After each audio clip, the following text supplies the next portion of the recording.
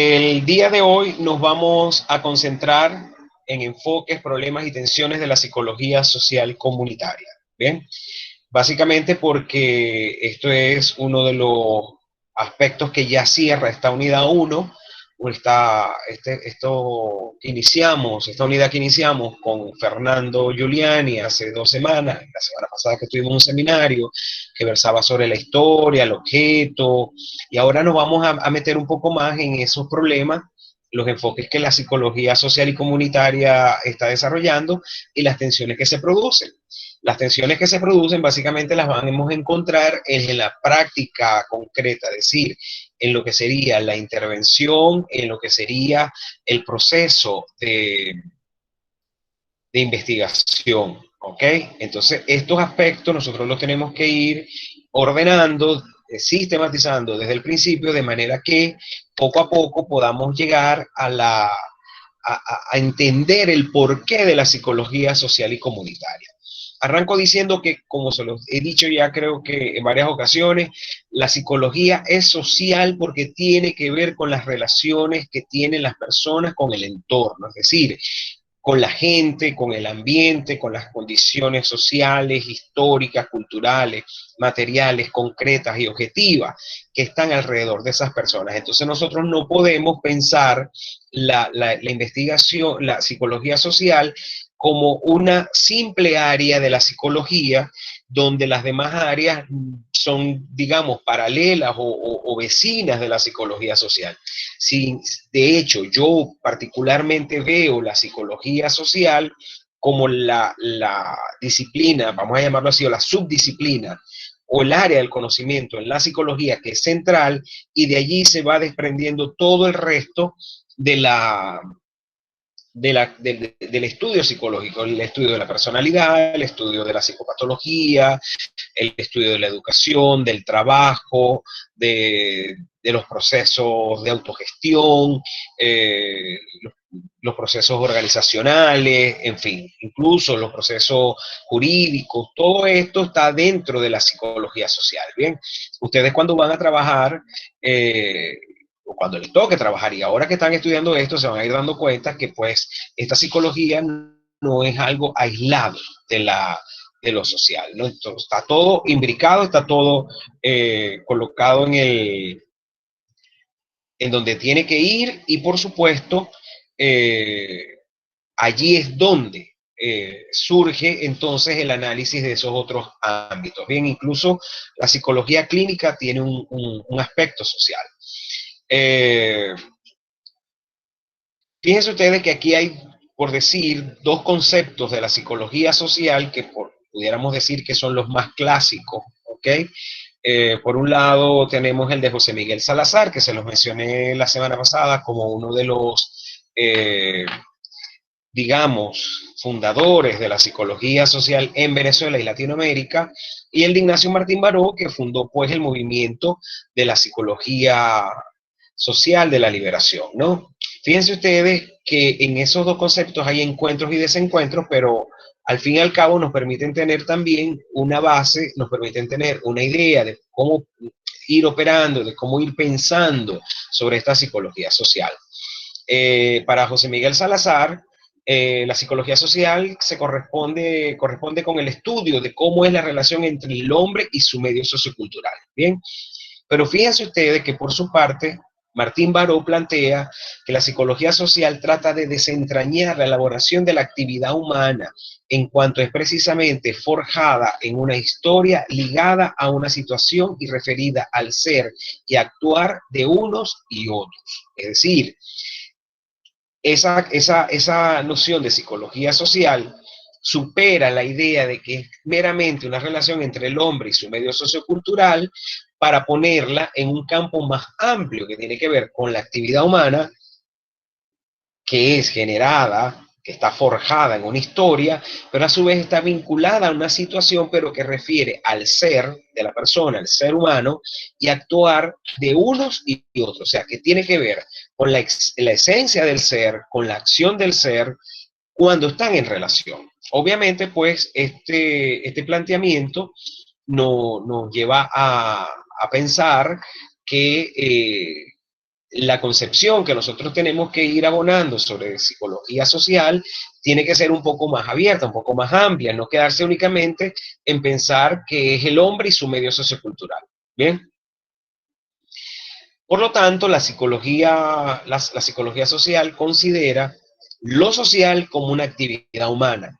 Y aquí lo coloco entre paréntesis, que esta noción de actividad está más bien enfocada en nuestra interpretación en la perspectiva de Leontief, donde la actividad va a ser el elemento regulador, va a ser el elemento activador, pero también va a ser el elemento que permite evidenciar las intenciones, que permite evidenciar la, la, la, la ruta, la vida cotidiana de las personas. Es decir, que cuando nosotros estamos hablando de actividad, estamos hablando de un todo integrado donde lo social es primordial, donde lo social es preponderante. Bien, por lo tanto, esta psicología social también considera lo histórico, entendido como una dimensión sociocultural y no meramente lo histórico con fechas cronológicas. Bien, pero por ejemplo, si nosotros vamos a hablar acerca de la vida de las personas, nosotros vamos a darle sentido que lo decíamos la vez pasada, ¿no? Lo decían ustedes, decíamos hablar de la historia de un barrio, bien, no es lo mismo, por ejemplo, el barrio Sierra Maestra a un barrio de reciente data, pues de reciente creación, pero ambos barrios tienen su historia, porque como se lo decía Fernando en su oportunidad, todos traemos una historia. Hay una escena de un libro yo terminé, digamos, como que detestando un poco, ¿no? Que se llama La insoportable levedad del ser, de Milan Kundera, donde hay una escena donde la amante va a buscar a su amante, bien, la mujer va a buscar al hombre y se va con la maleta, ¿no? Entonces la narración es algo así como que Teresa estuvo en la puerta de Tomás, tocó, y cuando Tomás abrió, estaba allí Teresa. Punto y seguido, Teresa y su maleta. Porque ahí llevaba Teresa toda su vida. Miren, ahí llevaba Teresa toda su existencia, y esa existencia de Teresa, esa vida de Teresa, evidentemente, pues, es la que todas las Teresas y todos los Teresos de las comunidades llevan cuando se van a esa comunidad. Bien, entonces no significa que la historia está puesta únicamente en términos cronológicos, sino que esa cronología es interpretada desde una perspectiva social y cultural. Por ejemplo, cuando yo me mudo de una casa a otra, por alguna razón X, yo traigo todo un bagaje de conocimientos, todo un acervo de saberes sociales que obtuve en esa comunidad, en mi experiencia pasada, pero no significa que con esos conocimientos, con ese acervo de saberes, yo voy a vivir en esta nueva comunidad, sino al contrario, yo voy a tratar de ir articulando esos saberes míos propios con los que tiene la comunidad. Por eso es que es importante determinar el carácter histórico de la psicología social. Y además también la psicología social entonces considera la situación como contexto y localización. Y aquí yo creo que nos detenemos un ratico, sobre todo porque tenemos que ir a recordar aquellos conceptos que nosotros estudiamos en paradigmas de investigación en psicología, que son contextualización y localización.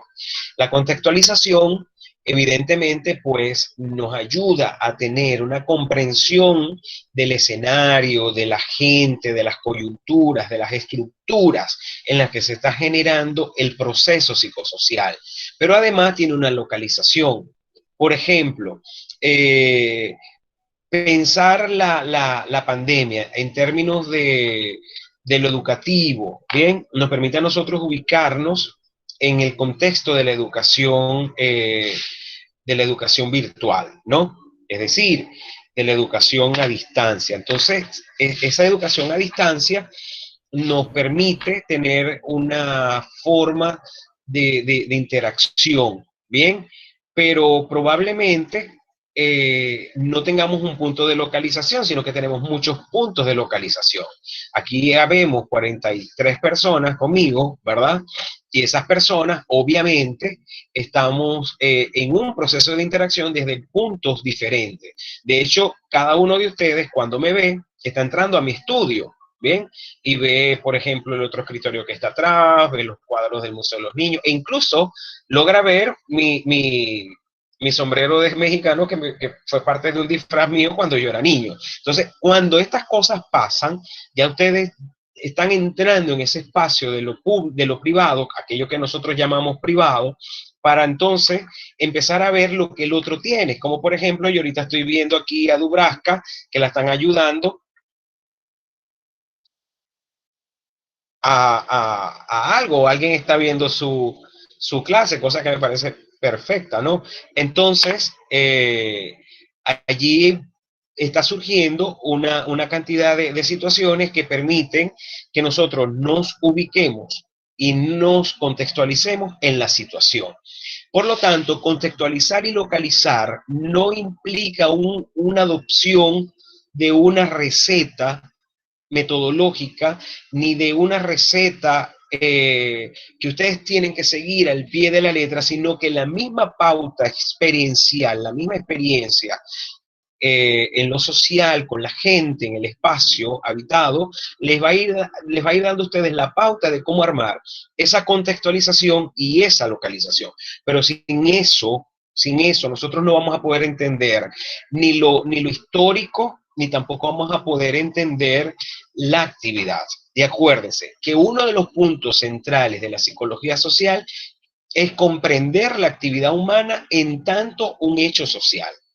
Bien, en este sentido, la psicología social es entonces cultural, bien, es cultural, es política, en tanto politiza lo teórico y teoriza lo político, y además tiene un fundamento psicodinámico. Vamos a explicar estos tres aspectos, ¿bien?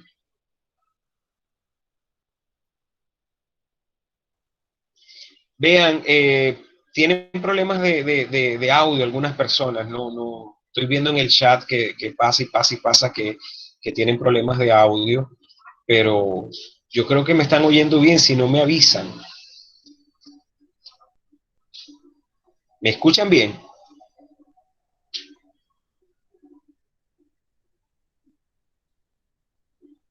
Ok, Brian dice que sí, Kineski, Paola, Natalie, Fabiani, Daniel, ok, perfecto. Entonces debe ser que es un problema de señal de la otra persona. Gracias, gracias, gracias.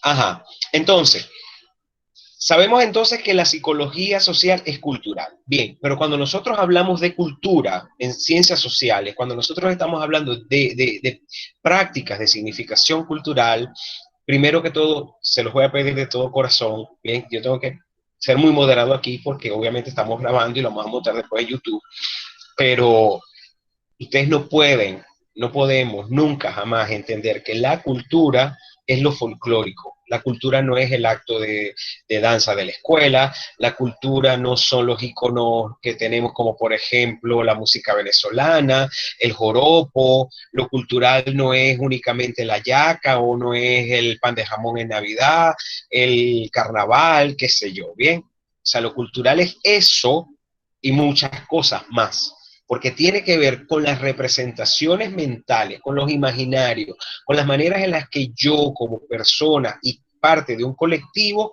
armamos un imaginario colectivo acerca de los hechos que suceden en mi entorno. Cuando los contextualizo y los localizo, eso significa entonces que lo cultural tiene un sustrato simbólico, un sustrato concreto, material, que me permite a mí evidenciar puntos de vista, que me permite a mí poner en evidencia mis representaciones acerca del mundo, pero que los demás lo van a ver a través de mis prácticas cotidianas. Bien, lo cultural es cómo comemos, cómo nos vestimos, cómo nos bañamos, qué tipo de jabón usamos, qué tipo de ropa nos gusta, qué tipo de música escuchamos, cuáles son las películas que vemos, incluso lo cultural es cómo pensamos el mundo, cómo pensamos las relaciones sociales, cómo vemos al otro en nuestra vida, a la otra. Entonces lo cultural tiene que ver con un conjunto de símbolos, de prácticas que van a determinar el comportamiento de las personas. Incluso para Bourdieu, digamos que cuando esas prácticas sociales de significación cultural son permanentes en el tiempo, en el espacio, incluso pueden ser repetidas, casi automáticas, llega el momento en que eso se convierte en un hábitus. Bien, entonces cuando nosotros vemos que, por ejemplo, decimos es que los italianos comen pasta, bien, eso es cultural de ellos, bien. Por ejemplo, es cultural para nosotros eh, antes, por ejemplo, el béisbol es cultural. El béisbol es cultural. No importa si el béisbol es traído de Estados Unidos, si el béisbol es traído de la China, de Japón, no, no importa de dónde. Lo importante es saber que cuando nosotros lo hemos adoptado, asimilado, incorporado en nuestros esquemas de vida, ya eso se convierte en una práctica cultural y en un signo cultural. ¿Bien? Por otro lado, tenemos entonces que la psicología social es política, política, politiza lo teórico y teoriza lo político. Yo aquí le quiero subrayar algo. Bien, en los comentarios de la semana pasada ustedes hicieron unas intervenciones muy buenas, y entre esas intervenciones fueron apelando al hecho de que gracias a la revolución, ¿verdad? Nosotros teníamos ahora mayor conciencia colectiva, mayor conciencia ciudadana. Sin duda alguna yo creo, y yo lo voy a confesar, ayer, hoy, mañana y siempre, nosotros antes de Chávez éramos unos seres despolitizados. Nosotros no teníamos noción de la política, ¿bien? Nosotros sencillamente éramos una veleta de los procesos políticos que llevaba el viento de la ideología a su antojo y que sencillamente respondíamos a los intereses incluso individuales y personales de algunos grupúsculos, bien, a esos intereses individuales de los grupos que tienen la hegemonía del poder, ¿no?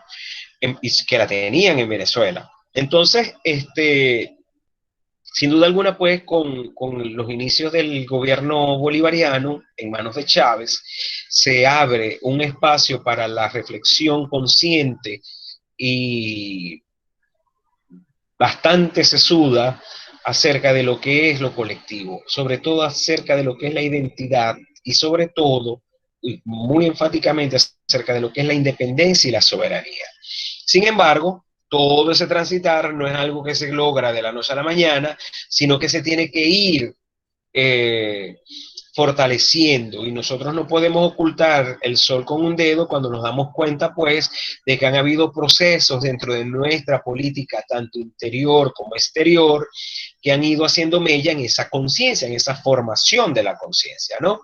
Entonces, obviamente, nosotros tenemos un gran legado, y ese gran legado que tenemos es que a todos nos interesa ahorita lo político. Pero valga decir que ahí, eso que les acabo de comentar, para mí tiene bastante sentido, bastante significación, sobre todo en mi mundo intelectual y de vida, pero lo político no es lo partidista. Lo político no tiene que ver con un gobierno. Lo político no tiene que ver con el presidente, lo político no tiene que ver con el alcalde, lo político no tiene que ver con un gobernador, lo político tiene que ver con las relaciones que yo tengo con los demás en mi comunidad, en mi entorno. Es decir, cuando yo empiezo a ver, un ejemplo puede ser que nosotros tenemos un problema porque hay unas mascotas que afectan, pues, o que yo tengo la idea de que las mascotas del otro me afectan. Bueno, ya allí hay un problema político. Bien, allí tiene que haber una mediación, allí hay un proceso político que me va a llevar a una teoría. Fíjense ustedes, rapidito lo sacamos. Tenemos un problema entre partes y tenemos que establecer procesos de mediación. ¿Qué tenemos que hacer? Teorizar esa política. Tenemos que ir construyendo una configuración del sentido de la política desde una perspectiva teórica. Bien, pero también esa teoría que nosotros conocemos la tenemos que convertir en política. Y cuando hablamos de política, hablamos de una acción colectiva y de una acción que en este caso, y ahora sí lo empato con Chávez, ¿verdad? Con ese ideario de Chávez, ese ideario bolivariano, nosotros tenemos que pensar en que esa política, esa teoría politizada tiene que responder al colectivo, no responder meramente a los intereses individuales. En ese sentido, pues, es meramente importante que nosotros consideremos esa relación entre la teoría y la política. Si ustedes quieren ahondar un poco más en eso, pueden revisar a Stuart Hall, H-A-L-L, bien. Stuart Hall plantea que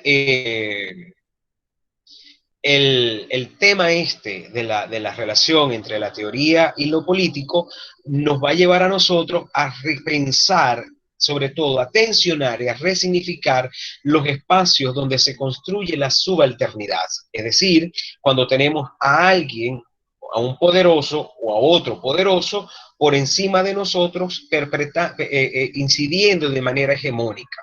Sobre eso escribió John Beverly. Bien, entonces ahí tienen dos autores que yo creo que pueden ir revisando de manera que puedan ir profundizando en esto de la teorización de lo político y la politización de lo teórico, porque a mí no me interesa que ustedes partidicen el tema de la teoría psicológica, no me importa, no es relevante que ustedes politicen en nombre de un partido todo lo que se está haciendo en psicología comunitaria. Cuando yo voy a trabajar en psicología comunitaria, cuando yo salgo a trabajar a la calle, yo no salgo a trabajar por el partido, yo salgo a trabajar por la gente y para la gente. ¿Bien? ¿Qué significa eso? Significa que yo me deshago incluso de mis preceptos políticos, porque bueno, todo el mundo sabe que yo soy chavista, bien, sobre todo aquí en mi comunidad, pero eso no me impide relacionarme con las demás personas. Cuando eso sea una piedra de tropiezo, es porque yo estoy anteponiendo mi visión política por encima de mis propósitos profesionales. Bien, entonces ustedes tienen que saber cómo ir equilibrando profesionalismo y participación política para que todo se cruce y genere beneficio a la gente. Si no genera beneficio a la gente, se quedan en su casa. Bien. Por lo tanto, esta psicología social es de carácter psicodinámico, porque fíjense ustedes que, que todo lo que está pasando aquí requiere que ustedes, por ejemplo, tengan un profundo conocimiento acerca de lo que es los procesos psicológicos, acerca de lo que es la visión del mundo, acerca de lo que es la configuración de la personalidad. Sobre todo, deben conocer muy bien el desarrollo humano, ¿bien?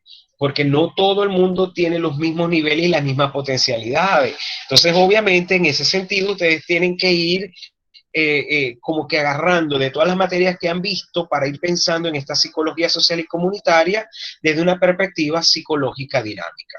No puede ser de otra manera. Bueno, puede ser de otra manera, pero esa otra manera le correspondería entonces a otros profesionales, ¿bien? Que se han formado para ello, como por ejemplo los trabajadores sociales, ¿bien? O los gestores sociales, que egresa la misión Sucre y la OBB. Fíjense ustedes entonces que la psicología social tiene un carácter sociogenético y ontogenético. Es decir, que nace desde lo social y determina al ser desde lo social. Bien, son dos conceptos vygoskianos, la sociogénesis y la ontogénesis. A ver, no son propios de Vygotsky, pero Vygotsky los desarrolla en su enfoque histórico-cultural. Para Vygotsky, lo importante era que todos los procesos de aprendizaje y de conocimiento, primero, se iban a ver en el plano, se iban a desarrollar en el plano social y luego en el plano individual. Y que esa construcción que va de lo social a lo individual implica entonces un carácter histórico-cultural. Porque es de suponer entonces que yo cuando estoy en ese primer momento donde aprendo con los demás, donde estoy en interacción con los otros, ¿bien? Estoy, digamos, en ese plano social, cultural, pero luego paso a mi plano individual. Lo que sucede es que cuando ya yo estoy en el plano individual, se me han abierto, como diríamos, como realmente dice la teoría, cuando yo paso de mi estado social a mi estado individual, ya se me han ido abriendo otras zonas de desarrollo próximo. Es decir, voy a empezar a tener aprendizajes sociales en otra perspectiva y desde otras dimensiones. Bien, entonces esas cadenas de zonas de desarrollo próximo no paran nunca, siempre van a estar activas. ¿Por qué? Porque este carácter sociogenético y ontogenético revela precisamente la naturaleza de las eventualizaciones cuyo carácter es histórico-cultural. Por lo tanto, esta psicología social se compromete con problemas sociales y colectivos. Bien, es decir, se compromete con los problemas que la gente tiene, con los problemas que la gente está manifestando, con las necesidades del otro, con las demandas del otro. Por ejemplo, recientemente una persona me buscó para que le fuera tutor, para que yo fuera tutor de su tesis de posgrado. Y me dice, pero yo también tengo que hablar contigo porque estoy pasando por un proceso de depresión. ¿Qué atendemos primero, la tesis o la depresión? ¿Ves? Siendo yo psicólogo, obviamente tengo que primero ver qué es lo que le está pasando a ella. Porque una persona que no esté, digamos, bien psicológicamente, no va a terminar ningún posgrado. Al contrario, le voy a sumar grandes, le voy a agregar exigencias, le voy a agregar problemas, le voy a agregar otras situaciones de mayor complejidad que pueden incluso activar o desencadenar otros procesos psicosociales de mayor complejidad. Entonces, obviamente, allí tengo que estar claro en cuáles son las jerarquías y las prioridades, ¿no? Entonces, claro, que se está distorsionando el audio, dicen por ahí. Entonces, claro, esta idea del compromiso con los problemas sociales hace que yo a veces tenga por decirlo de algún modo, olvidarme de mí mismo para pensarme en perspectiva social. ¿Por qué? Porque si yo no me pongo en el lugar del otro, no fabrico empatía con el otro, como lo dirían los psicólogos más conductuales, bien, y más ortodoxos. Si yo no fabrico empatía con el otro, si yo no genero un proceso de empatía con el otro, Ana, Nelson, apaguen el micrófono, por favor.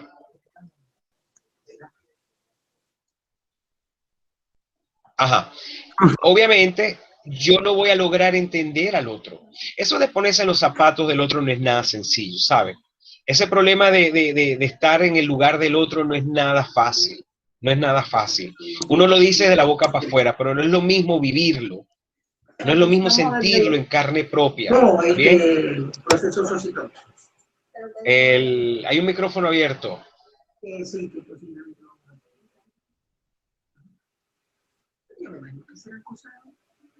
¿Ok? Entonces, este compromiso implica pues que nosotros nos centremos en el comportamiento social. Dirán ustedes, a ver, yo me centro en el comportamiento social, perfecto. ¿Y me olvido de todo lo demás? No, no me puedo olvidar de todo lo demás. ¿Saben por qué no me puedo olvidar de todo lo demás? Porque es que todo lo demás es psicológico. Tiene una variable psicológica, tiene una configuración psicológica, ¿bien? Sí, sigue abierto el micrófono de Ana Rivas. Ah, pero ya va. Yo creo que yo se lo puedo cerrar aquí. Ana Rivas, apaga tu micrófono, dicen. Ya le estamos silenciando a Ana Rivas. Listo. Es que cuando esto avanza yo me atraso, ¿sabes? Ajá. Estamos listos, profe. Sí, pero apaguen el micrófono un pelo ahí, porfa. Ya. Chévere, dele, continúe. Entonces, en estos días fui al súper, fui acompañado, bien, a comprar algunas cosas para la semana, bien, porque a veces no todos podemos comprar para los 15 días como antes, ¿verdad? Y a veces hasta hay gente que compra para el diario, pero también hay gente que compra para el mes. Eso no lo podemos poner en duda de ningún modo. Entonces, al momento de estar comprando, quien iba conmigo hizo un comentario así como, tendré que jerarquizar lo que me voy a llevar. Pero no fue lo que dijo, no fue la frase, sino el tono emocional en que esa persona dijo tengo que jerarquizar lo que me voy a llevar, lo que voy a comprar. Porque probablemente lo que él llevaba, lo que esa persona llevaba para comprar, no le iba a alcanzar para comprar todo lo que quería. Cuando yo empiezo a pensar en lo que quiero y en lo que tengo, ¿verdad? Hay un intermedio que es lo que necesito y esa necesidad es lo que me va a llevar a mí a plantearme entonces la compra que voy a traer. Pero probablemente todo lo que yo necesito no me va a alcanzar con lo que yo llevo en ese momento. No obstante, allí hay variables psicológicas, emocionales, afectivas, cogniciones, creencias, actitudes, atribuciones y un montón de categorías psicológicas que están actuando y que determinan de algún modo el comportamiento de las personas. ¿Ves? Allí hay que tener en cuenta eso, que todo acto, por muy sencillo, tiene un carácter psicodinámico. Eso no lo podemos obviar. Y por lo tanto, si tiene un carácter psicodinámico, la psicología social se va a centrar en el comportamiento social. Ah, que me interesa, no sé, la patología de fulano, de mengano. Sí, perfecto, vos lo podéis hacer. Lo podéis viabilizar incluso por el canal de la psicología clínica comunitaria. Sin ningún problema. Pero vos no te podés olvidar, ustedes ninguno de nosotros puede olvidarse de que la persona tiene una configuración social y está inmerso en una configuración social. ¿Ok? Entonces, bueno, siguiendo con esto, pensamos entonces que la psicología social problematiza sobre la cotidianidad como política de la convivencia expresada mediante prácticas sociales cuyo carácter de significación cultural facilitan la transformación de la realidad. Y fíjense ustedes que leído todo sin la línea en el medio nos da sentido, pero si vemos las categorías de la derecha, ahí tenemos un glosario de categorías que nos va a llevar a nosotros a pensar la psicología social desde otra perspectiva. Esta psicología social y comunitaria que a mí me gustaría que ustedes aprendieran debe ir en otras vías que no son precisamente las vías de la psicología ortodoxa. Es decir, que tiene que ir más bien en una vía de reflexión, de crítica permanente, pero sobre todo de compromiso humano, social y político. Bien, y que ese sentido de compromiso humano, social y político sea transversal, permanente, porque va a atender aspectos vinculados con lo cotidiano, con la convivencia, con las prácticas, con la significación cultural, pero sobre todo con la transformación de la realidad.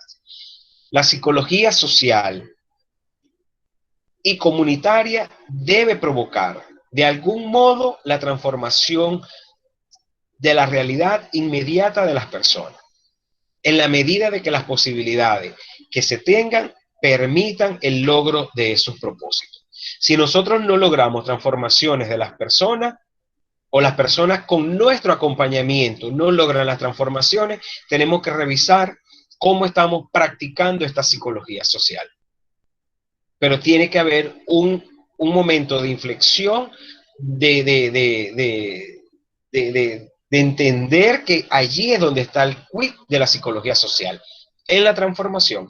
Pero para eso tenemos que entender lo cotidiano, lo político, la convivencia, las prácticas y la cultura. Sin eso no tenemos psicología social. Bien. Por lo tanto, tenemos 4 dimensiones fundamentales para pensar la psicología social. Tenemos un sujeto, tenemos a otras personas, ¿bien? Esto está muy pegado, muy esquematizado según lo que plantea Ignacio Martín Baró, esta lámina particularmente. Y lo plantea como sujeto. Yo diría una persona, otras personas, una acción concreta y una red de significaciones sociales. Y esas significaciones sociales contienen símbolos básicamente culturales. Bien, entonces, por lo tanto, esos 4 elementos, esas 4 dimensiones son fundamentales para pensar entonces en una psicología social. Por eso es que volvemos sobre estas láminas, esto lo vimos el semestre pasado. Bien, pensar entonces que yo, que soy ese sujeto, con los otros, que son esas otras personas, vamos para atrás, redes de significaciones sociales. Y ahí lo vemos. Tenemos unas acciones concretas que son las performatividades, pero tenemos los discursos que vienen a ser esa red de significaciones sociales. Y fíjense ustedes que eso se cruza. Eso no es algo que permanece aislado. Lo mejor del caso, compañeros, compañeras, es que este tema de lo cotidiano, como nosotros lo vivimos, como nosotros estamos dentro de esa cotidianidad, nosotros no tenemos posibilidad de verlo, sino cuando nos ponemos afuera, ¿ok? Cuando nos ponemos afuera. Es decir, pareciera ser que necesitamos tener un momento de polle, como lo plantea Husserl, ¿verdad? Elevarnos para ver la realidad desde arriba y ver todos los elementos que están en ese tablero. Pero a veces no nos va a dar tiempo de subir, de abstraernos, sino que dentro de la misma realidad, dentro de la misma cotidianidad, nosotros tenemos que empezar a ver cómo se están moviendo las piezas de ese tablero. Espero que que esté explicando bien esto. Si no, ustedes pregunten, ¿ok? A ver, Dianca, esta lámina es la que queréis ver. Recuerden que yo les paso las láminas, ¿ok? Ahora en la tarde, noche, yo les voy a pasar las láminas. Así que no se preocupen por eso. Bien. Ajá, la performatividad. La performatividad es una acción que tiene significado. Es un concepto que fue creando, eh, digamos, que no que fue creando, le fue dando como más peso una feminista militante, además lésbica, que se llama Judy Butler, ¿bien? Y Butler plantea que la performatividad tiene que ver con todos los comportamientos, las estructuras mentales, los significados que nosotros evidenciamos en nuestro andar por la vida. ¿Ok? Significa pues que pensar en la performatividad es algo que tiene que ver con comportamientos, significado de los comportamientos, pero sobre todo también con la percepción que tienen los otros sobre el comportamiento que nosotros estamos evidenciando. Bien. Fíjense ustedes una cosa, que entonces, para que esa performatividad y esos discursos se den, bien, tiene que haber una relación de producción e interpretación del discurso. Si no hay una relación entre la producción y la interpretación del discurso, no hay performatividad. Bien, pero lo performativo, además, lo performativo, incluso para Judy Butler y para las personas que vienen siguiendo el pensamiento de Judy Butler, la performatividad tiene una determinación política. La performatividad también, en el caso de Butler, tiene como propósito transgredir lo establecido para producir críticas, reflexiones y cambios. ¿Ok? Si no hay dentro de esta estructura del análisis del discurso, si no hay una tendencia hacia la transformación de lo real, de lo concreto, de la gente, la performatividad incluso no tendría sentido, ¿ok? O tendría un sentido diferente. Entonces eso hay que tenerlo muy, muy en cuenta. Y aquí viene el coco macaco de todos nosotros, ¿bien? Y es pensar acerca de qué es la realidad, ¿bien? ¿Por qué? Porque es que todo esto que sucede en estos gráficos nos lleva a pensar que todo tiene que ver con la realidad, ¿bien? Y pensar en la realidad implica empezar a diferenciar, empezar a, a ver, a categorizar en qué momento la realidad es lo que nos sucede, es lo que está puesto en lo concreto, en lo que vemos, o en lo que oímos, en lo que pensamos, en lo que sentimos. Bien, hay algo interesante, y es que, por ejemplo, cuando aparecieron las películas de las hermanas Wachowski, que es las películas de Matrix, la trilogía de Matrix, lo primero que reventó fue el análisis de la realidad. Si éramos, ni siquiera la realidad, sino si éramos o no éramos reales nosotros. ¿Bien?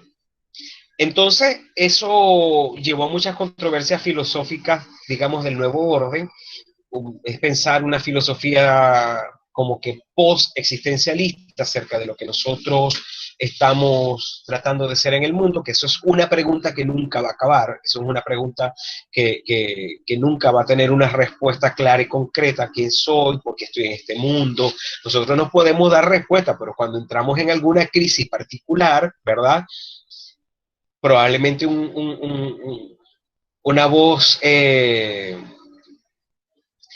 como decir, una voz interna te dice: pero ¿qué haces tú aquí?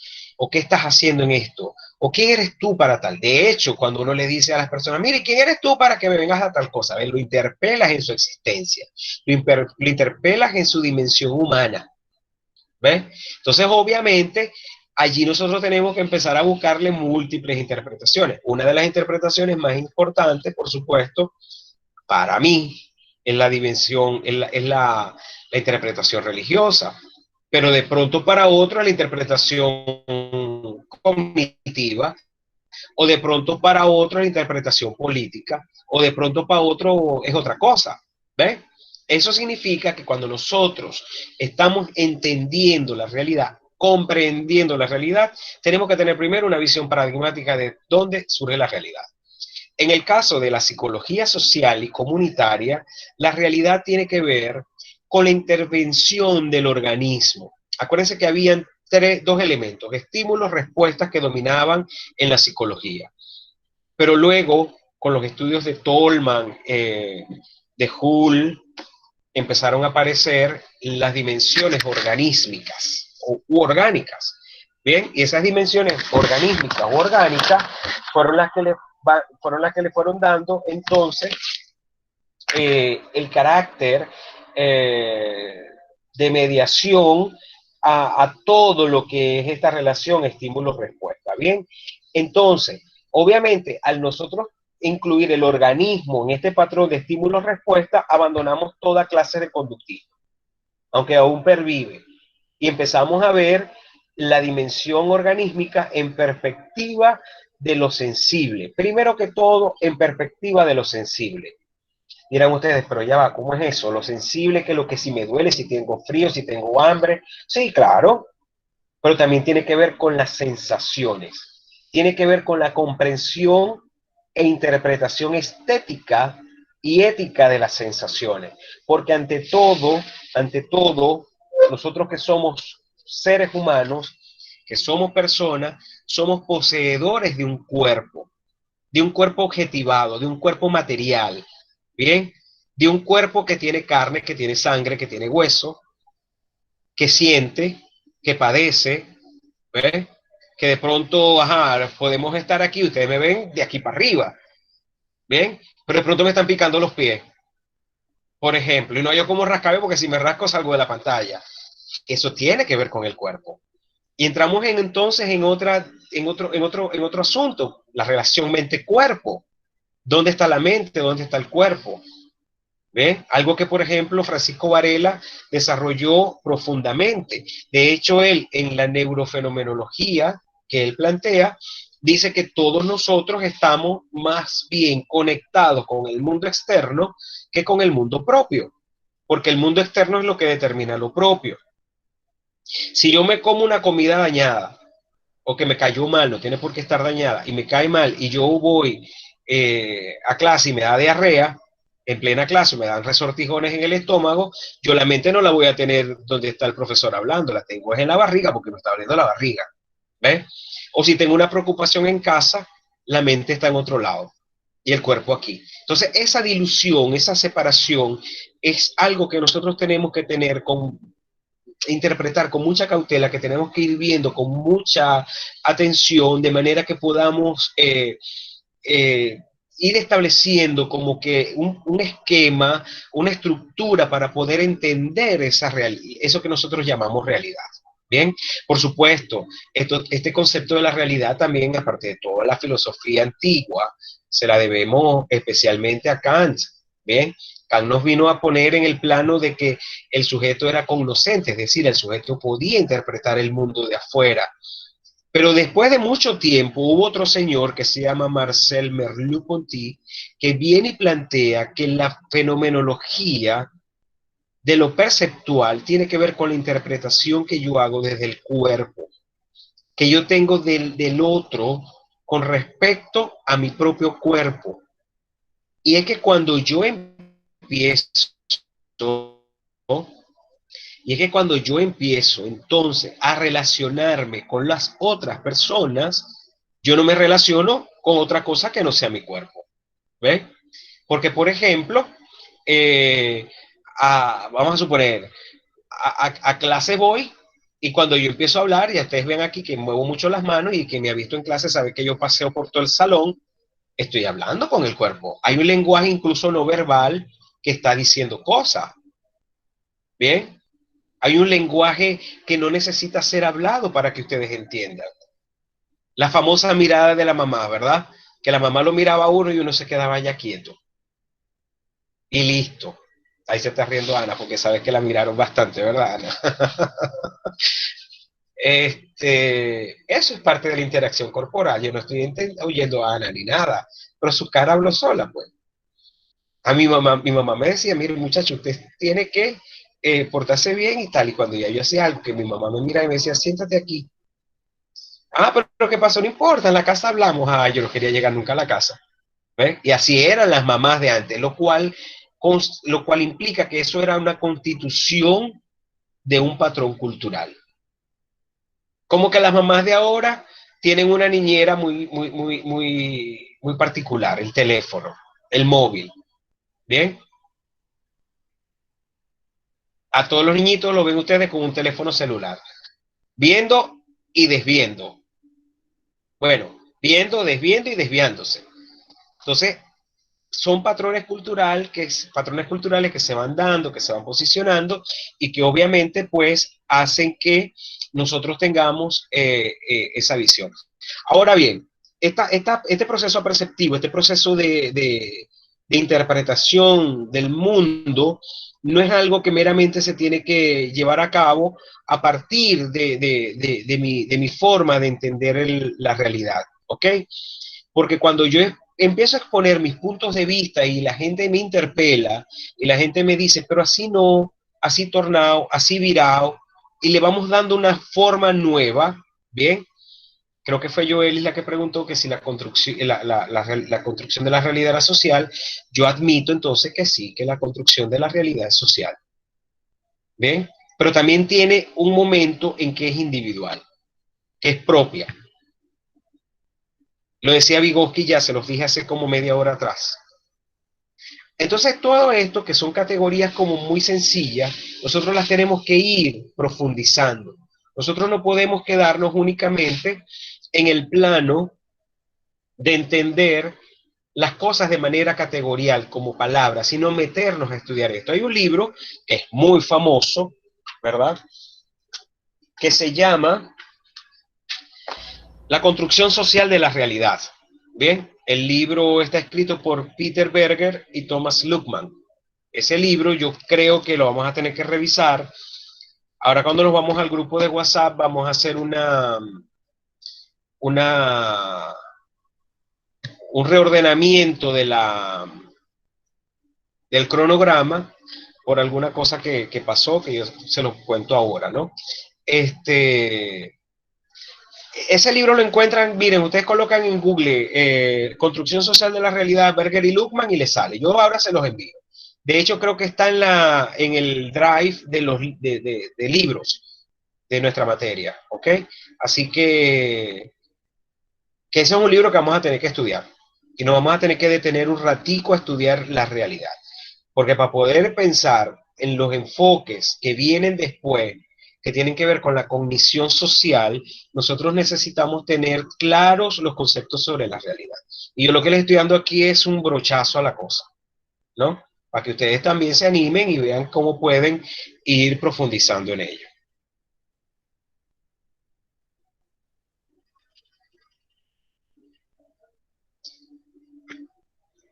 todo caso, sí nos importa entonces pensar que la psicología social metodologiza a partir de la realidad concreta, subjetiva y cotidiana. Significa lo siguiente. Significa que yo, si he problematizado, si estoy teorizando, si estoy construyendo un aparato teórico metodológico, yo tengo que pensar en metodologías que permitan comprender el proceso social, comprender las vías de transformación y además de eso, producir los cambios. ¿Ok? Lo metodológico aquí no significa en psicología social en hacer investigación por hacer investigación. Por eso es que el proyecto que ustedes desarrollaron en paradigmas de investigación en psicología ahora va a entrar por un túnel, por decirlo así, por un proceso de transformación. ¿Por qué? Primero porque nosotros, por ejemplo, ustedes utilizaron diversas maneras de entender lo psicológico en ese momento, pero muy ceñido a lo patológico, ¿no? Trabajaron que si angustia, ansiedad, conductas criminales, sociopatía, trabajaron depresión, otros fueron como muy de psicología escolar, ¿ok? Otros trabajos fueron muy de psicología escolar. Y otros fueron como más de psicología económica, que es la economía del comportamiento, el caso de la variación, de la fluctuación del dólar, y el otro, el de las amas de casa, que creo que es el de los Chávez, ¿bien? Y no es que estén mal los trabajos no están mal. Simplemente ahora los vamos a ver a través de la realidad. ¿Ves? Los vamos a ver a través del proceso de construcción social de la realidad. Para poder metodologizar, para poder saber si las amas de casa necesitan acompañamiento, para poder saber cómo nosotros vamos a acompañar desde la perspectiva psicosocial y vamos también a interpretar el proceso o las reacciones que provoca la variación del dólar. ¿Ves? No sé si me estoy explicando. Espero que sí. Entonces, estos proyectos cumplieron su vida útil. Aprobaron, salieron bien, o salieron raspados, lo que fuera bien. Estuvieron perfectos. Realmente hicieron unos trabajos buenísimos. Y tan buenos están que los vamos a empezar a usar aquí en psicología social y comunitaria. Y tan buena se pone la cosa que psicología social y comunitaria se va a empatar con análisis estadístico 2. Y tan buena se pone la cosa que uno de los procesos que nosotros vamos a desarrollar ahora, próximamente, no sé si la semana que viene o la de arriba, es que vamos a hacer un estudio psicológico, psicométrico de las comunidades. Es decir, vamos a utilizar un cuestionario psicológico para evaluar las comunidades. ¿Para qué? Para ver si de pronto esa depresión, esa angustia, ese ese rollo en el que nos metimos la vez pasada, ¿verdad? Tiene realmente validez y certeza, ¿ok? Y lo otro es que están preguntando que por qué tiene que ser estadístico, porque vamos a trabajar con estadística y no con lo cualitativo, ¿verdad? Es porque ustedes tienen que hacer un ejercicio en estadística 2 y van a usar ese instrumento para eso. Entonces vamos a matar dos pájaros de un solo tiro. Es decir, vamos a agarrar a ver cómo funciona la comunidad desde la perspectiva psicométrica, para matarnos el piojo en la cabeza, y ahí vamos a ver si la gente realmente tiene depresión, ansiedad, angustia, si tienen bienestar, ahí vamos a ver realmente eso. Y por ejemplo, vamos a suponer, en el caso de que salga que la gente es más feliz que nada, pues más feliz que las lombrices. El que trabajó con depresión tiene que justificar muy bien eso. Por ejemplo, no, pero si resulta lo contrario, que hay indicadores que me llevan a que pueden haber cuadros depresivos, coño, tenemos que meterle mano a ese trabajo sobre la depresión. No se puede abandonar, hay que perfeccionarlo. Pero si es lo contrario, tenemos que transformarlo. Y para eso necesitamos el instrumento. Eso también es una excusa. Entiéndanlo bien, es una excusa para que ustedes puedan avanzar en estadística 2. Para que entiendan lo que son las propiedades psicométricas de los instrumentos, para que entiendan qué es la confiabilidad, la validez, todo eso. O sea, estamos haciendo ya redes de trabajo con otras materias, para que ustedes no vean que las cosas están aisladas, sino que todas están imbricadas. Porque cuando nosotros estamos pensando en metodologías o en metodologizar en la psicología social y comunitaria, obviamente nosotros estamos convocados a pensarlo desde una visión interpretativa y fenomenológica. Pero si en algún momento yo necesito aplicar alguna prueba, yo no la voy a dejar por fuera. ¿Ves? Por ejemplo, si yo veo que en la comunidad yo tengo personas con unas tendencias depresivas, yo para cerciorarme de lo que estoy observando, para hacer un compromiso real con esa persona, yo le puedo aplicar un cuestionario de depresión. ¿Ves? Y ahí me doy cuenta de cómo va el asunto. Y digo, no, es que puede ser un episodio, entonces estoy pendiente. No, realmente es un cuadro crónico o es un cuadro agudo, o sea, esas cosas las tenemos que ir ponderando. Pero aquí lo que estamos revirtiendo es el hecho también, estamos revirtiendo también el hecho de que lo clínico no está por encima de lo social, sino que lo social es lo que nos va a llevar a entender esa esfera clínica, como nos va a llevar a entender la esfera laboral o industrial u organizacional, la escolar o educativa, los problemas de género, los conflictos en la casa, los conflictos domésticos, la economía, cómo yo afronto la economía, cómo hago yo para rendir los $10 para ir a comprar en el súper. ¿Ves? Porque entonces ahora ya no hablamos de bolívares, porque además eso tiene otro problema, el problema de la identidad. Ya no tenemos moneda. Poquito a poco ya nosotros no tenemos moneda. ¿Ves? Estamos aquí en un problema importante y yo creo que si nosotros nos ponemos las pilas, ¿verdad? Nosotros aquí vamos a hacer historia de la psicología en Venezuela. Ay, pero qué ostentoso este profesor, ¿no? Si es grilludo, dirán ustedes. Claro, claro que sí, porque nosotros tenemos que producir transformaciones. Nosotros tenemos que buscar la manera de producir transformaciones. Pero yo no puedo tampoco llevarlos a ustedes al campo institucional, al campo laboral, por dos razones. Porque todavía les falta mucho camino que andar. Que digamos que cuando vean psicopatología, psicología escolar, que vean, por ejemplo, psicología del trabajo, no sé si la verán, psicología política la vamos a discutir aquí, desarrollo humano del adulto, ahí nosotros vamos a tener conocimiento como para poder ir abordando un poco a la gente, ¿no? Porque el problema está que si ustedes vienen y se van para la comunidad a trabajar con las personas sexodiversas, y de algún modo vienen ustedes y se les salpica, ay, mira, mariquito, le generáis un proceso al otro, pero te generáis un proceso vos también. Es decir, comprometemos la salud mental del otro y comprometemos la salud mental propia.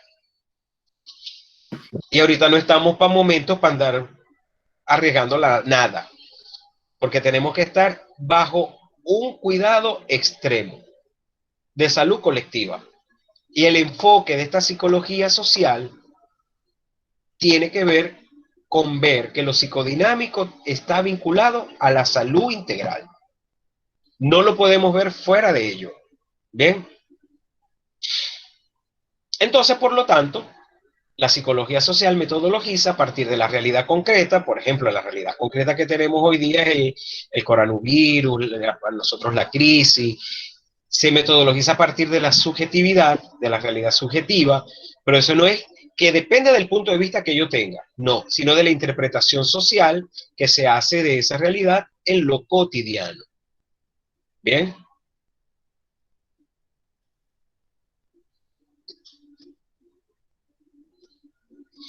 ¿Qué es un TIAS?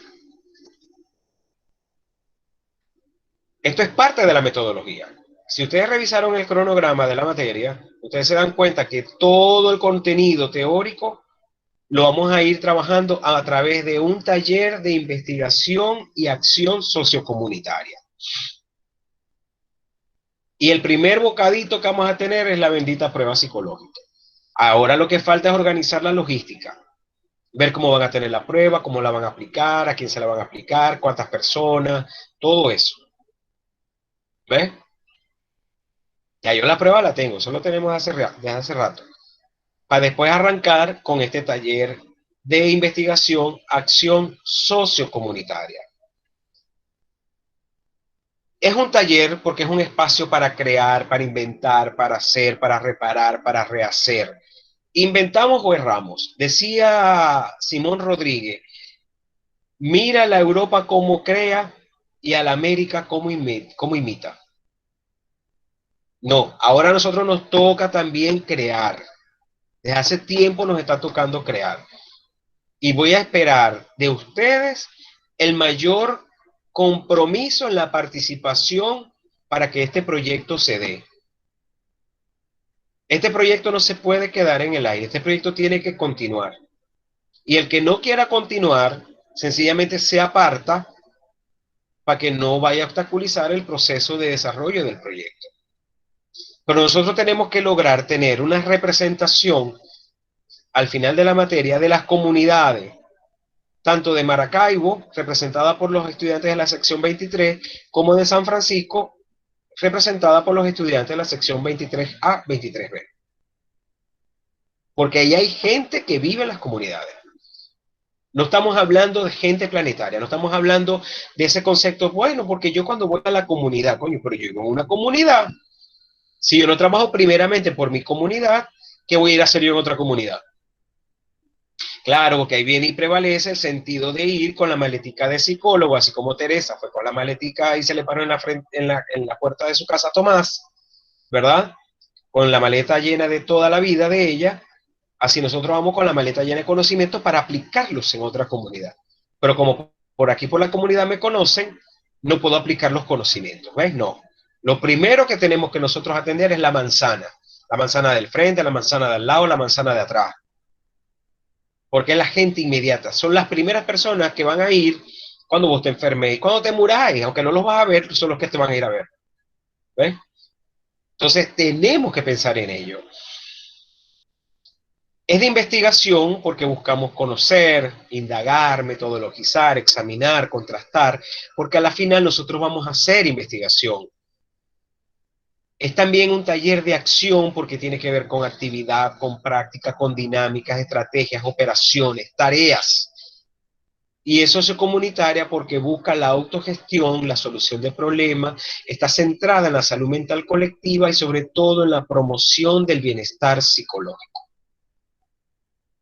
Y yo diría que el bienestar humano.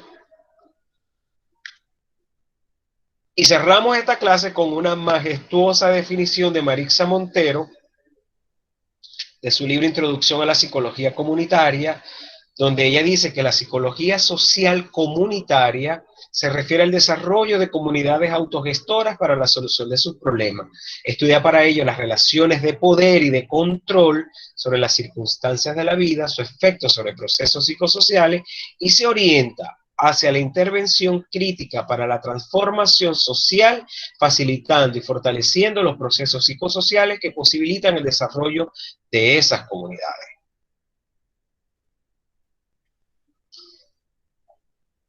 Bueno, yo también tengo que pedirles disculpas por los errores ortográficos, pero estoy probando con un programita nuevo y ya saben, ¿no? Que cuando la tecnología avanza, César se atrasa. Preguntas. 10 minutos de preguntas, pues. Es más, pueden preguntar abriendo cámara o micrófono, como quieran. Estamos grabando todavía. Ok, se me escucha perfectamente, profe, Dianca Gil. Dianca Gil, adelante. Ajá, mi profe, cuando usted habla de la realidad que nosotros podemos abordar o podemos trabajar en esa realidad, tenemos que tener claro qué es la realidad para una comunidad. Mi pregunta es personal y un poquito fuerte. Nosotros como futuros psicólogos sociales vamos a una comunidad a abordar X problema. Cuando salgan esas verdades a la luz, quiero que se me entienda, ¿cómo entonces abordaría uno esa situación cuando uno ve que pareciera que tuviese más el problema de corrupción atenuado, acentuado, que a la hora de uno de poder brindarle esa ayuda o ese feedback o esas otras conexiones, dependiendo sea el problema, sea la necesidad o el caso que esté sucediendo, se siente uno atado, porque o no tenemos o no contamos con esos agentes que nos puedan aportar esas herramientas para ayudar a dicha comunidad, o como le estoy explicando, cuando sale esa verdad a la luz, pareciera que hasta allí queda, porque me gusta algo que usted dijo en ocasiones pasadas. Nosotros estamos en el deber también de decirle al gobierno, oye, no lo estás haciendo bien, esto está mal, esto no está correcto, pero no se da una respuesta oportuna. No sé si me estoy explicando en la pregunta que hago. Sí, yo creo que sí te estoy entendiendo, ¿no? Ajá. Fíjate una cosa. Vámonos a la fórmula de Stuart Hall y John Beverly, ¿bien? Ajá. Politizar lo teórico y teorizar la política, ¿bien? Uh-huh. Primero que vos, cuando te gradúes de psicóloga, la realidad va a ser otra. Sí. Así de claro, ¿ves? Sí, sí. De hecho, detrás de ti han pasado muchas cosas ahorita. Tú estás muy pendiente de la clase, ¿ok? Y pasan cosas, están pasando cosas detrás de muchas personas aquí, e incluso de mí mismo, ¿no? Porque yo no tengo capacidad sensitiva, sensorial de entender todo lo que está pasando a mi alrededor. Entonces, primero que nada, yo creo que tenemos que estar claros en que la realidad también tiene como que un proceso de evolución, ¿ok? Sí. Y ese proceso de evolución te va a llevar a ver otras dimensiones. Más bien yo veo que estás hablando de algo que puede estar pasando ahora. Y yo creo que lo hemos discutido profundamente en muchos aspectos. No solamente aquí, yo con ustedes, yo lo he discutido con otra gente, incluso esta mañana con unos vecinos que salí un momentico a comprar algo, me los encontré y hablamos de lo partidista, no de lo político, hablamos de lo partidista. Lo político fue cuando yo les dije, pero es que si seguimos enganchados con el malestar del otro, con la idea del otro de ser corrupto o de no ser diligente del pueblo y todo lo demás, nosotros nos vamos quedando en eso. ¿Ves? ¿Y en qué momento nosotros fracturamos eso? Dejamos que ellos sigan con su rollo, a cada cochino le toca su hora, dicen por ahí, ¿ven? Y nosotros vemos cómo, y ahí te voy a subrayar esto, Dianca, y a todas y a todos, la autogestión. Cómo nosotros, desde nosotros mismos, generamos procesos de transformación en la comunidad.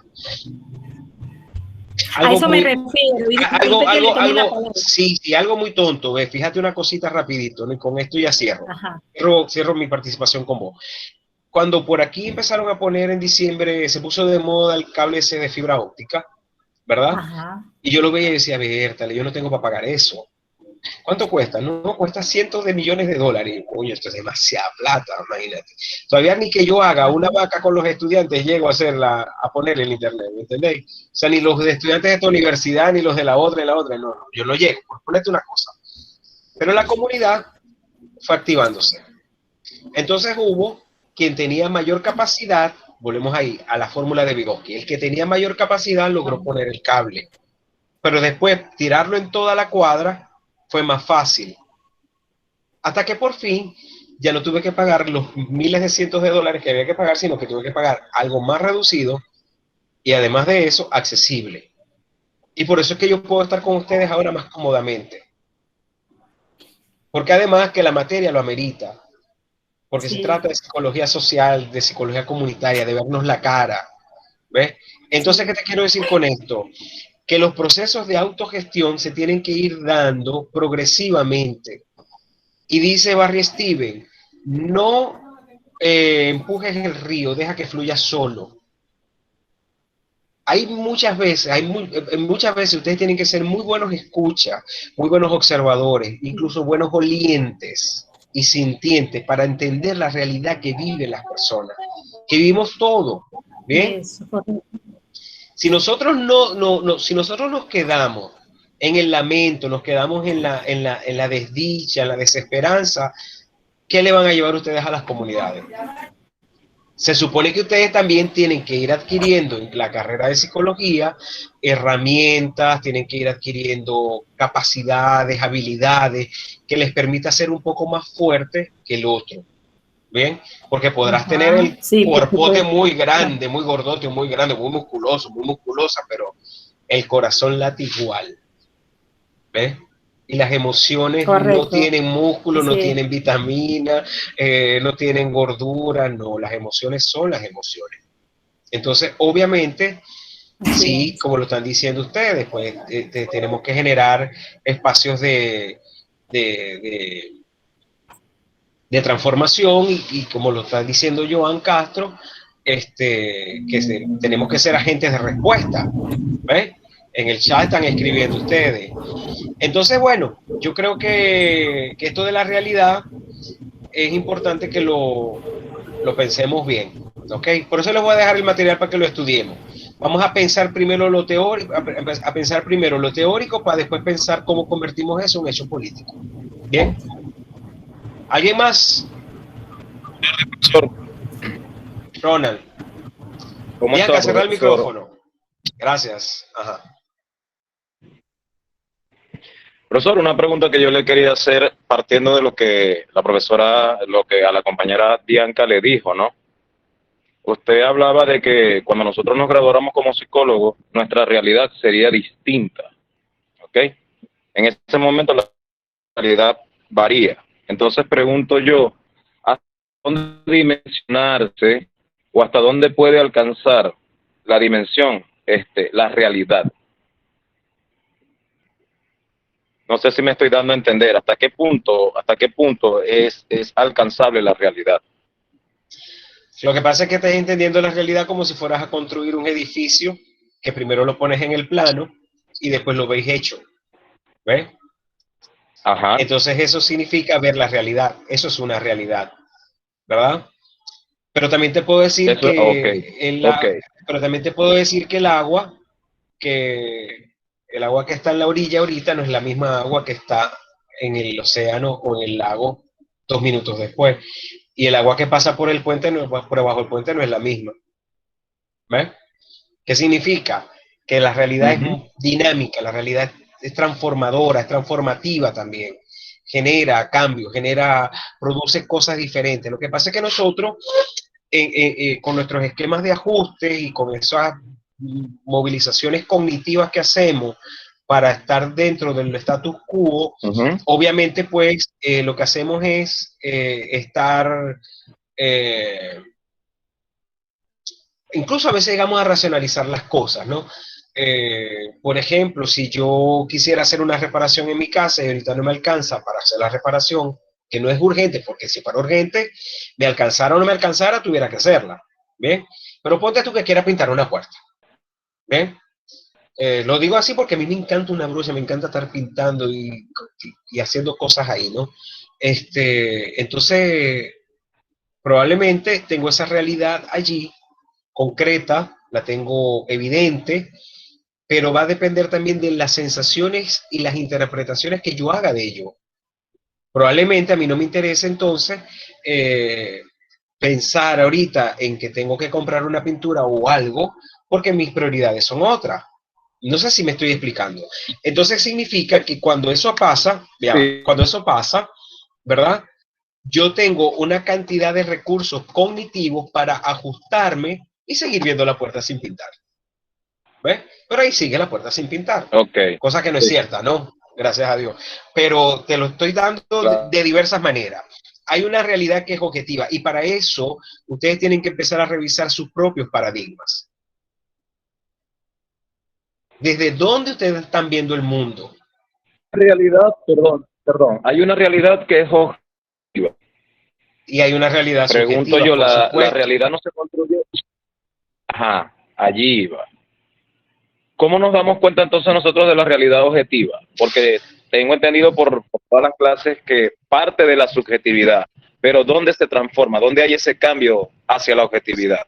Bueno, ve, mañana tenemos una reunión. ¿Cómo se determina? Mañana nos reunimos un ratico en la Plaza Bolívar. Llegamos a la Plaza Bolívar y todos miramos a la estatua de Bolívar y vemos a Bolívar. Pero uno le va a ver el zapato, el otro le va a ver el pedazo de boca al caballo, de hocico al caballo, el otro le va a ver el lado izquierdo, el otro le va a ver el lado derecho. La realidad está ahí, es objetiva, concreta, y hay una estatua. ¿Ves? Pero depende de donde vos estéis parados, es que vas a ver esa estatua. ¿Qué significa? Que toda realidad es subjetivada. Todo, ¿cómo, Joan? O sea, que depende de cómo se vean las cosas, depende de la perspectiva que cada quien le dé. No, depende no. Acuérdense de la Porque cápsula. Lo Acuérdate de la cápsula que vimos. Lo escucho, profe, lo escucho. Acuérdense de la cápsula que vimos la vez pasada, que se las dejé en YouTube, ¿ok? De Rodrigo Mardones, que él dice, entonces todo el mundo le va a decir que todo eso depende de... No depende, está determinado por, ¿ves? Ahí hay una determinación, no va a depender de cómo yo lo vea, no va a depender de eso, va a depender de los paradigmas, de las construcciones mentales, psicológicas que yo tengo con respecto al mundo. Ok. Ronald. Imagínese. Sí, imagínese, porque usted me está diciendo que por el ejemplo de la estatua, yo veo por decir persona del zapato de... Quiere decir que la realidad en función de... Oye, te oigo entrecortado. Sí, ¿verdad? Sí, se lo oye entrecortado. Se ve entrecortado, Ronald. Escucha. Ronald, se ve entrecortado. Habla más lento, no sé. ¿Aló? Sí. Dale. Ahora sí. ¿Ahora sí me escucha bien? Sí. Ahora sí. Ok, perfecto. Pregunto y vuelvo a plantear el ejemplo. Se escucha cortado. Otra vez. Ronald, se oye cortado. Yo creo que vas a tener que escribir, ¿sabes? Ok. Ajá. ¿Por qué te emocionaste? ¿Alguien más? A ver, Ronald, ahorita. Profesor. A ver, ajá, María. ¿Me escucha, profesor? Profesor, me inquieta el tema de la autogestión comunitaria y de qué forma trabajar en la comunidad, porque soy nueva en ella. O sea, ¿qué herramientas podría usar? Ni siquiera conozco los integrantes. Me traslado en puerta a puerta y pues casi no tengo roce social. Ay, bueno, mija, salga de la casa y empieza a socializar. No, mentira, no puede salir porque estamos en cuarentena, ¿ok? Pero de algún modo tenéis que ver cómo hacéis para conocer a la gente. Ponte una estrategia muy buena, a ver, para conocer a la gente del barrio, es cuando vamos para la panadería, es cuando vamos a la carnicería, es cuando nos paramos en la esquina y pasamos y decimos buenos días. De hecho, generalmente cuando nosotros somos identificados en las comunidades, somos identificados como el profesor o el muchacho X o la muchacha cual, ¿verdad? O la señora de la esquina, el señor que vende los cepillados, o el evangélico, o el que tiene los perros. ¿Me explico? Después, con el tiempo, cuando empieza a haber una interacción más cara a cara, que esa es la primera estrategia para producir acercamiento con las personas, cuando empieza a ver el cara a cara, es que, ¿cómo es que te llamas vos? Fulano, ¿y qué es lo que vos hacéis? ¿Me explico? Sí, claro. Entiendo. Además que siempre en el barrio va a haber alguien que te conoce, lo dice al otro y te van conociendo, ¿ves? Y cuando vas caminando por la calle, te miran y te sonríen y te dicen hola. ¿Ves? Eso ya es parte de la interacción. Eso es parte, eso es empezar a trabajar la autogestión. Pero primero vos tenés que conocer a la gente. Hay un libro que es el de Euclides Sánchez que se llama La autoconstrucción. Así. ¿Ok? Él explica cómo un barrio autogestionó la construcción del barrio. Aguas blancas, negras, servicios, toma, casas, escuelas, todo. Tiene una ¿Ok? una pesquería, tiene la esquina Entonces te recomiendo leer eso, María. ¿Alguien más? Profesor, gracias. Vale, buenas María. tardes. Buenas tardes, profesor. Nelson Rivas, adelante. ¿Cómo está, profesor? Buenas tardes, a los compañeros Llegó. también. Sí, profesor, compartiendo acá las participaciones y las orientaciones de usted, y viendo el trabajo que se ha hecho en la comunidad donde nosotros vivimos, donde tenemos años residenciados, pienso que sí hace falta como un plus en el trabajo del liderazgo, ¿no? Buscando como una mayor unidad, profesor, en la visión de comunidad, en la visión de prosperidad de toda esta zona donde nosotros vivimos. Porque ciertamente ha habido buenas intenciones, pero no sé si es por falta de herramientas o a veces dejadez de la mayoría de la gente, que no se concretan más logros, no mejoramos más desde el punto de vista social, profesor.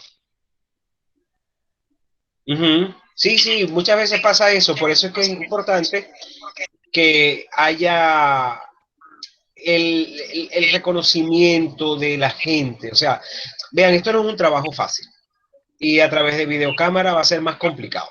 Eso va a ser así, ¿ok?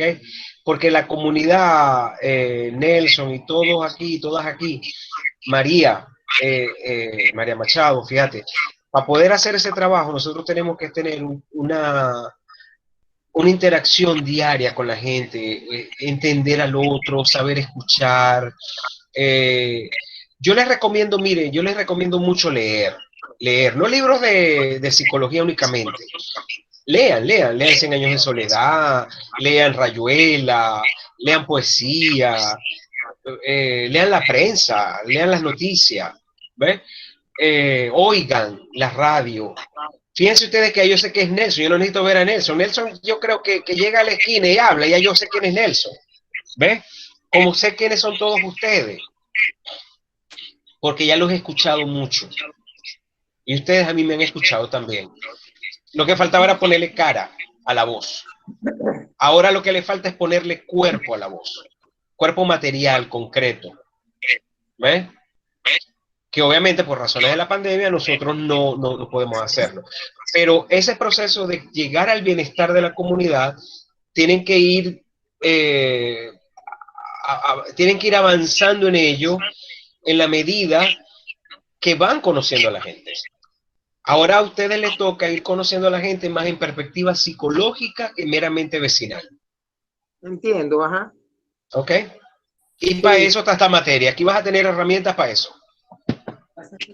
Muy y María bien, también profesor. va a tener herramientas para eso. Gracias, profesor. Le voy a pasar aquí al compañero Mickelson, que también quiere participar. Dale, pues. Dale. Buenas tardes, profe. ¿Cómo está usted? Buenas tardes, compañero. Y vos, dale. Profe, mire, a diferencia del planteamiento que está haciendo Nelson, en mi comunidad, al menos donde habito, tenemos un fenómeno importante. Venimos de tener unas luchas sociales fuertes y hemos venido consolidando espacios de mucha participación. De hecho, estamos del Poder Popular y me llama bastante la atención, que es la pregunta que quisiera ir orientando. Pues nosotros hemos venido tomando nota de gran parte de la clase y hablaba usted de la realidad y hablábamos también acerca de cómo incorporarnos en la realidad de la comunidad para ir a la búsqueda de la transformación. Y también cómo ver de que de repente lo que suceda allá pueda tener coherencia con la vida que se lleva a cabo y cuál podría ser nuestro papel dentro de la comunidad. Nuestro papel hasta ahora ha sido muy positivo, ha habido participación, ha habido bienestar, pero ya la participación como psicólogos sociales sería importante, ¿no?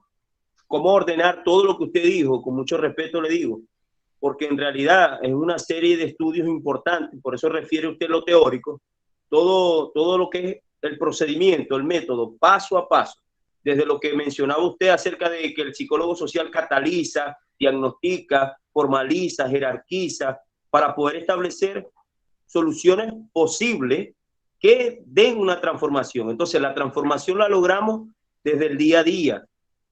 Pero como aquí estamos hablando de la realidad y cómo categorizarla, a mi parecer, nuestra realidad en la comunidad es una realidad social difícil, pero hemos alcanzado situaciones bastante claras, conscientes. La pregunta, no quisiera que se escapara acerca de cómo ordenar el proceso de los cambios que vienen dándose para sistematizarlo. Más o menos hacia eso me gustaría que usted me ayudara a orientarme para poder construir sobre eso algún tipo de experiencia más concreta.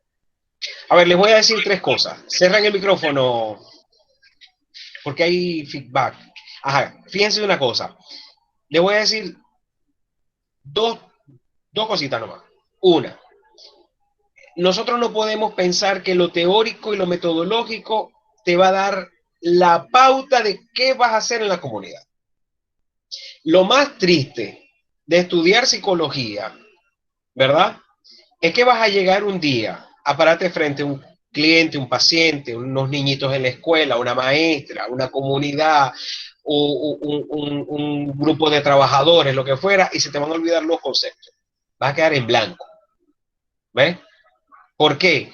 Porque lo importante primero, que es lo segundo, lo segundo es lo que viene, lo importante es saber quién es el otro, reconocer al otro en su dimensión de otredad, reconocer al otro en su dimensión humana, social, cultural, sin tantas reglas, sin tantos filtros, ¿ves? Sin el filtro de que vos sois grande, gordo, pequeño, chiquito, delgado, azul, verde, no. Profe, sino que al contrario, ya va Joel, sino que al contrario, vos podáis tener un abanico amplio de posibilidades de interpretación que provienen de la gente. Cuando vos agarráis eso que viene de la gente, te dais cuenta de que quien te está poniendo a trabajar a vos es la gente. Y ahí es cuando lo teórico te ayuda, te auxilia, pero no al revés. Joelis. Profe, buenas tardes. Dale. En el caso de que usted menciona que debemos entender al otro en su máxima, en todo lo que sea posible, hay muchas personas que no se abren del todo o no demuestran del todo su lado más humano. O sea, hay como que personas que de verdad es muy difícil que muestren su lado muy sensible. En ese caso, ¿cómo se abordaría con esas personas o con esa persona en particular? Fíjate, Joelis, ¿no? Todas. Hay una cosa importante. Nosotros en la medida que vamos avanzando en la carrera, vamos a ir adquiriendo, lo dije hace rato, herramientas, habilidades, capacidades, tacto psicológico. ¿Bien? Nosotros vamos a saber cómo actuar, porque vamos a aprender tantas cosas, que vamos a saber en qué momento hacerlas. Obviamente que nos interfiere el tema de la pandemia y el tema de la relación esta virtual, ¿no? Pero llegar a abrir ese mundo humano del otro solamente se da con la confianza, solamente se da con la provocación que hay de procesos humanos. ¿Ves? Sobre todo cuando vos te dais cuenta que el otro con el que vos estás hablando, el otro, la otra, no es un objeto, no es un parapeto, no es algo que vos vas a usar, sino que es algo que a vos te va a ayudar más bien. Como se lo dije hace rato a Mickelson, ¿ves? Cuando te des cuenta de que toda la información proviene de la gente te pone a trabajar a vos. Y vos vas a trabajar para la gente. Pero no solamente para la gente, sino desde la gente. ¿Ven? Entonces esa relación es la que te va a permitir a vos entender cómo vas a reaccionar en el momento que necesitáis que el otro se abra, entre comillas, se abra en un proceso determinado. Adelante, Bexi. Buenas tardes, profesor. Espero que esté bien. Mire, Igual algo vos. que me ha confrontado últimamente es que la propia comunidad, sabiendo que estoy estudiando psicología y siempre he sido como que muy espontánea y extrovertida aquí con la comunidad, han ido llegando y que si una niña de 16 años intentó quitar la vida, que si fulanito tiene problema con los niños. Yo me he tocado, o sea, yo como y les digo, bueno, poco a poco vamos buscando psicólogos, tal, virtuales, X, porque de verdad me siento como sin herramientas en ese sentido. Puedo colaborarle emocionalmente con lo que yo tengo, con lo que yo ya soy, pero con herramientas psicológicas como tal no me siento preparada. Está bien, estaba hablando ya sin micrófono. Fíjense, tenéis toda la razón en eso que estáis planteando, ¿no? Y es hacia donde yo quiero llegar. Y por eso es que yo he insistido que para que ustedes, por ejemplo, puedan estar en una institución pública, necesitan formarse mucho más en esas competencias, vamos a decirlo de esa manera, en esas habilidades, destrezas humanas que les van a permitir estar en coherencia con en sintonía con el otro, ¿no? Pero yo sé que vos hacés un trabajo, digamos que no es psicológico, pero que ayuda, es un trabajo de ayuda, de acompañamiento. Si no es así, corregime, Bexi. Y eso ya es mucho, ¿no? En estos tiempos es mucho que haya alguien que te escuche, que haya alguien que te diga las cosas, que sencillamente te sirva como de paño de lágrimas, ¿me entendéis? Creo que estamos viendo una situación tan extrema, tan dura, que es importante siempre tener un hombro donde poder recostarse. Y vos se lo estás ofreciendo y yo creo que eso es importante. Ahora viene otra cosa. Si a vos estáis notando que los problemas son mayores, si estáis hablando, me estás oyendo hablar de índices de indicadores de suicidio, de depresión, de melancolía, alguna cosa así, bueno, yo creo que es importante que vos vais estableciendo relación con otros profesionales. Tenéis por lo menos 4 en la universidad, Xiomeli, Luzbeti, Gabriela y yo, con los que vos podéis vincular para ver qué se va a hacer con esa persona. Que si no puede ir a un consultorio, bueno, habrá que darte a vos las herramientas. Habrá que hacer algo, pero vos no podéis poner en riesgo la salud mental de la gente. Bueno, Claro, ¿alguien más? claro, y de Ajá. hecho, eso, o sea, es una parte que ya yo iba directo era a conversarlo con ustedes, porque no haya uno y uno tiene que quitar y tratar con pinzas, porque una cosa es lo espiritual, lo emocional, y otra cosa es lo patológico. O sea, yo no puedo meterme que yo misma desconozco. Exacto. Entonces, ahí es donde muchos de mis compañeros hemos estado conversando, quedamos con qué vamos a hacer en este caso si nos toca ir más a la comunidad, que hay tantas cosas que se están viendo, profesor, cosas de cosas, y por eso mi trabajo con usted, con Joel y Víctor, fue en base a lo que aquí se estaba viviendo. Entonces, bueno, ahí es donde yo creo que hace falta que haya más personal para eso. Sí, eso es parte del mismo proceso, de ir construyendo esa identidad como profesionales y como psicólogos, pues. Así que estamos a la orden. Daniel Pacheco, ¿queréis decir algo? Que tenéis la mano levantada, Daniel. En primer lugar, buenas tardes. Y en segundo lugar, en respuesta a lo de la compañera Joely, es parte de lo que las personas no nos dicen y lo que no nos muestran, parte de lo que nos suministra información. Porque el no decir algo y nosotros saber que no nos están diciendo algo, eso nos está diciendo algo. Y ahora, como preguntas a usted, quería preguntar, ¿cómo podemos construir una realidad objetiva de una comunidad si cada persona tiene una visión subjetiva completamente distinta?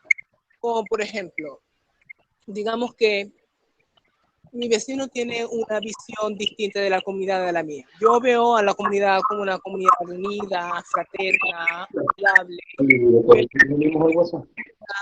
alejada, distanciada. ¿Cuál de estas dos realidades vendría a ser la realidad objetiva?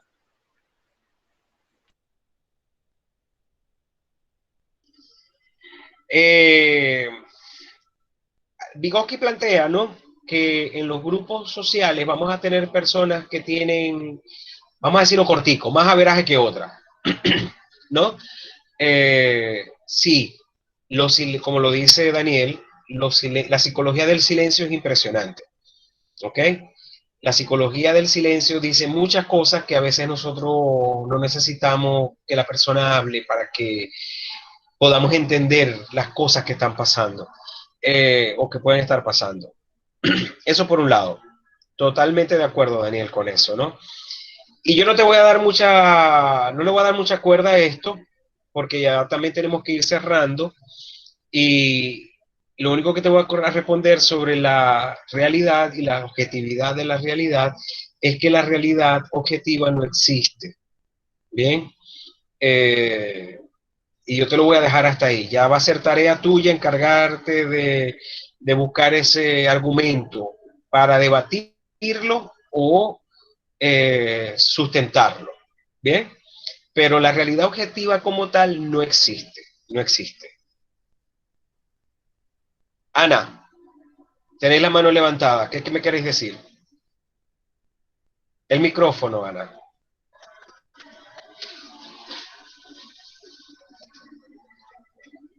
Ana, el micrófono. Ya. Ajá, Ana, Bueno, dale. buenas tardes. Buenas tardes. Buenas tardes, compañero.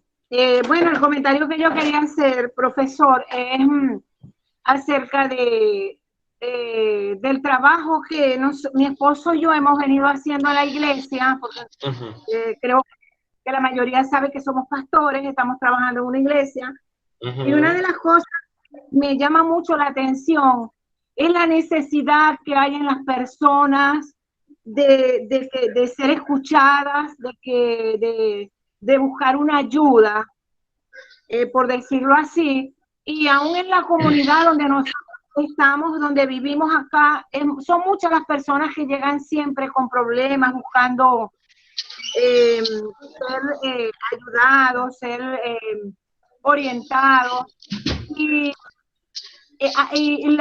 mi inquietud es, profesor, la necesidad que nosotros hemos venido viendo de la necesidad que hay en las personas de ser de alguna manera ayudados, orientados. Por eso mi anhelo de estudiar psicología para poder ayudar a las personas ya de manera profesional, de una manera profesional y estar más capacitada, pues estar capacitada para ayudar a una persona. Pero lo que sí quiero cerrar diciéndole, profesor, que hay mucha necesidad en las personas de ser escuchadas, de ser ayudadas, orientadas.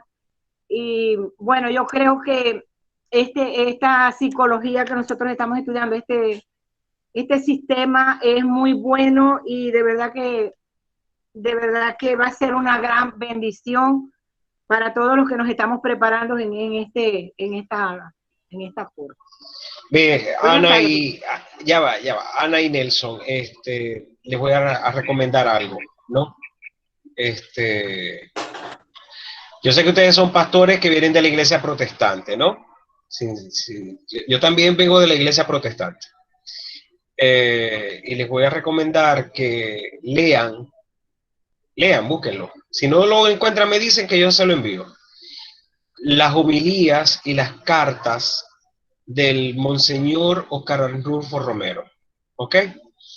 Hay una cosa que es importante, que yo creo que Jesús de Nazaret lo trazó en esa psicología de la cristiandad, ¿no?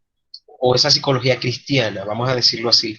Y es el hecho de que nosotros, como lo decía Monseñor Romero, tenemos que tener una visión orientada hacia no es la visión, tenemos que tener el apostolado que se desarrolla, tiene que tener como a los pobres como una opción preferencial.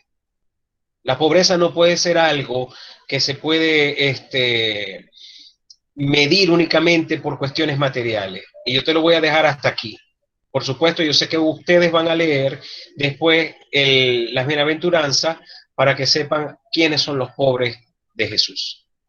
Bien, y ahí creo que van a empezar a entender desde la visión espiritual, con lo que plantea Monseñor Romero, lo que tendría que hacer un psicólogo social comprometido con alguna profesión de fe. Dianca.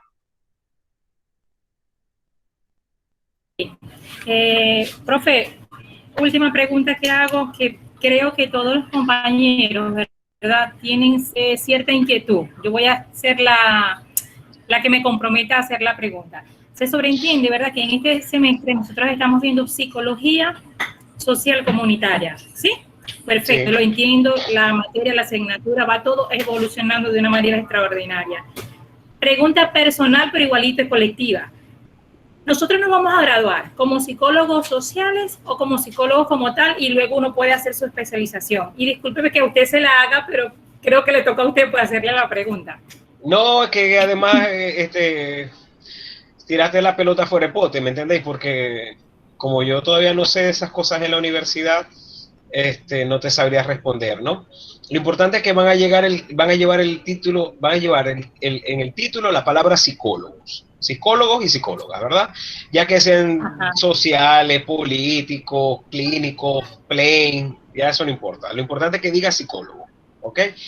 Si antes de eso dice educador psicológico, terapeuta psicológico, ingeniero psicológico, eso no sirve. Pero como va a decir primero psicólogo, vamos bien, ¿ok? Pero yo creo que es psicólogo social, no estoy seguro. Todavía no he egresado a la primera corte de psicólogo de la bolivariana. Y luego para las especializaciones, claro, en cualquier universidad pueden ir a estudiar, ¿ok? Bueno, vamos a dejar esta sesión de trabajo por hoy hasta aquí. Yo les agradezco todo el esfuerzo que han hecho a las 30 personas que quedan, después de las 43 que estuvieron presentes, 44 que estuvieron presentes. Repasamos. Yo al final voy a guindar el video, como la vez pasada, en YouTube, se los paso para que ustedes lo puedan repasar, lo puedan volver a ver. Les voy a pasar las láminas. Y no nos vamos a ver ahora en el grupo de WhatsApp, sino que yo les voy a dejar ahí unos anuncios de las tareas que se van a hacer. ¿Ok?